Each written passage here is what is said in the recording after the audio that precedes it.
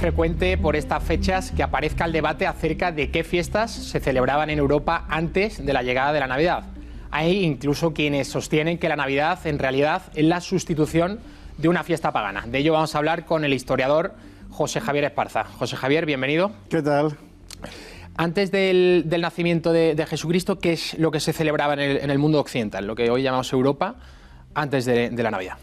En Europa lo que se celebraba fundamentalmente era un acontecimiento astronómico, que es la noche más corta del año, que precede a el momento en el que los días empiezan, la noche más larga del año, perdón, que precede al momento en que los días empiezan a alargarse.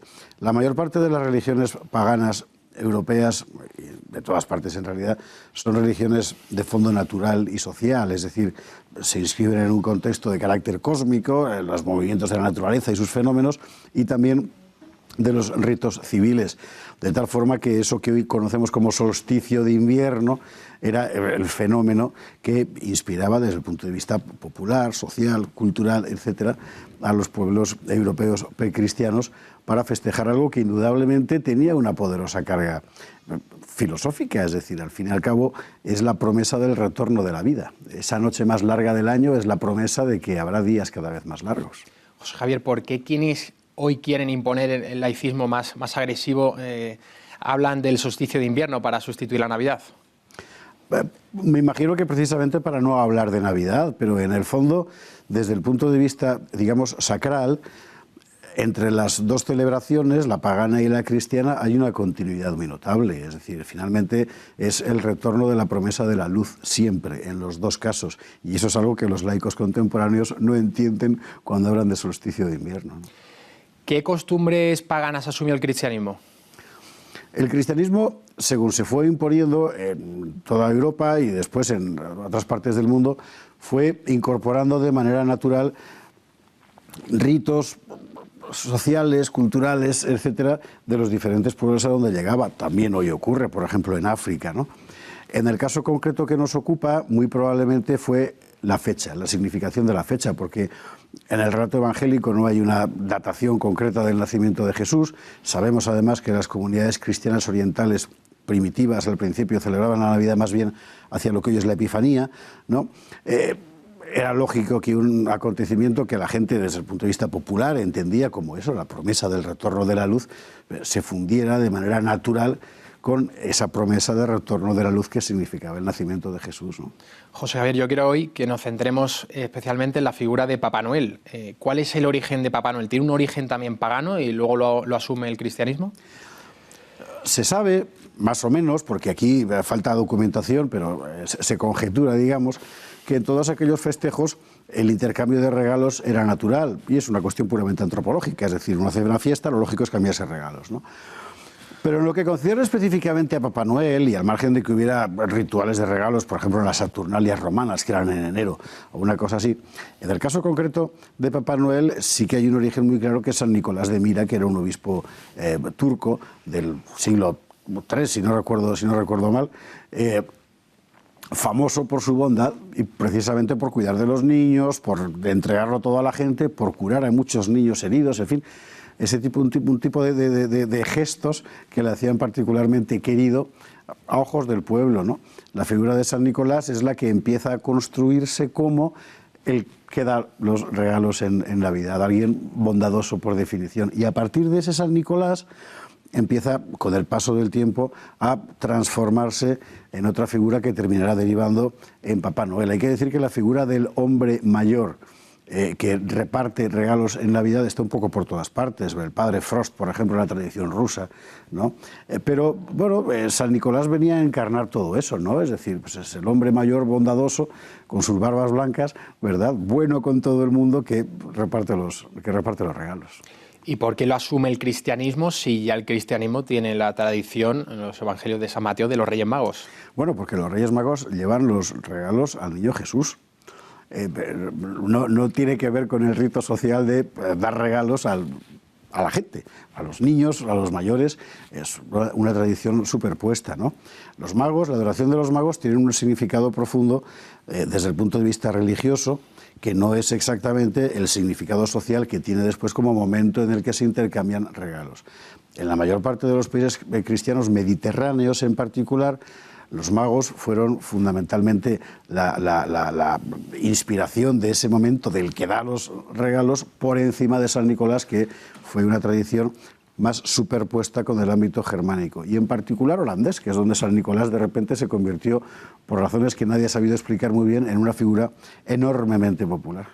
Sin meternos en, José Javier, en honduras teológicas ni nada demasiado teórico, ¿son compatibles para un cristiano los Reyes Magos y Papá Noel ahora mismo? Yo creo que perfectamente. Hay que tener en cuenta que Papá Noel es San Nicolás, es un santo. Incluso la vestimenta roja y blanca, que no es un invento de la Coca-Cola, como se dice, sino que es el color púrpura del atavío eclesiástico del obispo, ¿no? Y es perfectamente compatible, porque no, una cosa no quita la otra, del mismo modo que el nacimiento, el Belén, es compatible perfectamente con el árbol, que también es algo que ha creado Dios, evidentemente, sí.